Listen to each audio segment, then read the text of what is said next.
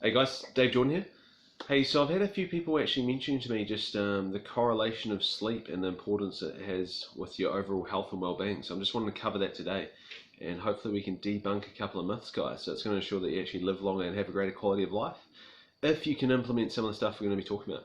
So before we get started, I just want to pay thanks to Matthew Walker, so he's a neuroscientist, sleep scientist, author of the book Why We Sleep. So a lot of the content I'm going to be throwing at you today is actually due to him and his research over the past couple of decades. So thank you, Matt. So as it stands, guys, it's not uncommon for people to be sleeping less than 8 hours per night, surprisingly. So actually approximately 40% of people sleep less than that desired acquired 8 hours. So as a side note, if you are bored or you happen to get bored during this chat and you happen to fall asleep, no trouble at all, no hard feelings. Statistics do show you need to sleep a bit more, so all good, guys. But firstly, we're just going to discuss some of the negative impacts this can actually have on your health. So we're going to get started by actually talking about your prized jewels.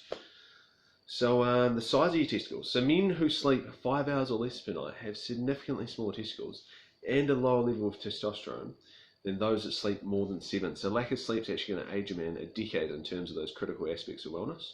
So similar results can be seen across the board with females in terms of their reproductive health.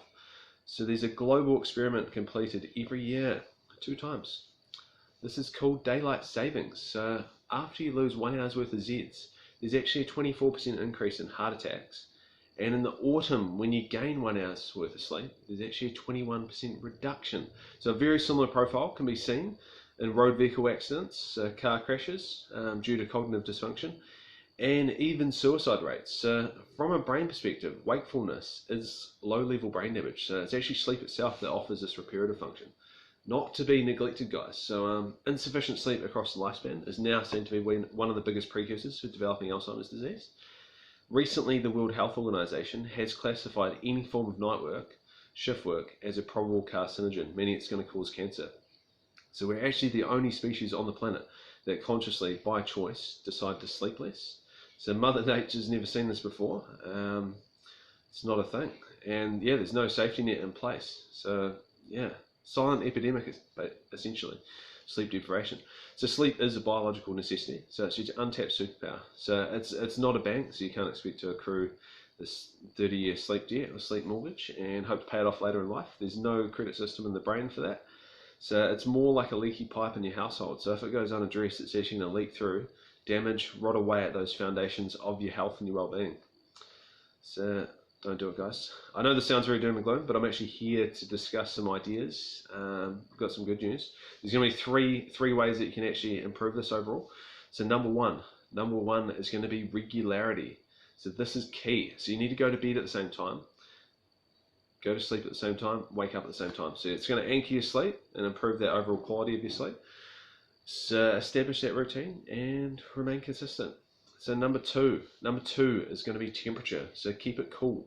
Keep it cool like a cucumber. So your body actually needs to be cool enough to initiate sleep and remain asleep. This is why you would have noticed it's a lot easier to get to sleep in a cold room than it is a hot one.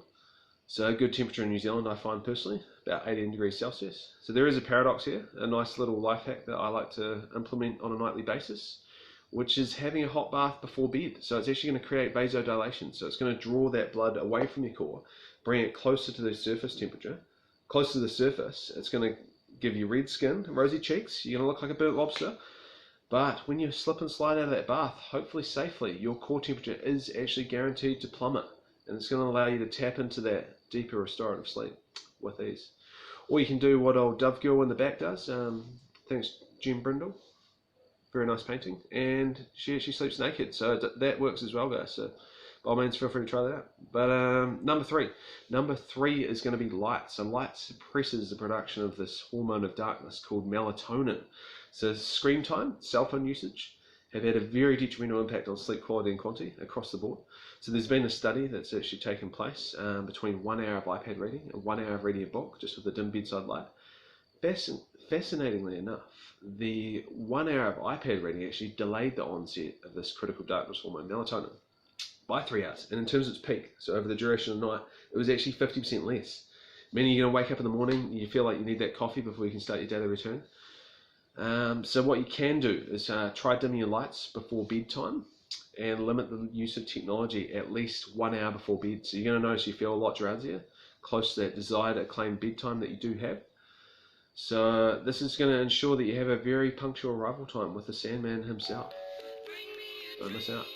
So in summary, sleep now, not later. You're going to live longer. So don't wait to sleep when you're dead. This is a false misconception. And do it for yourself. Yeah, give yourself a non-negotiable 8 hours sleep tonight. And above all, have a good night. And sleep tight.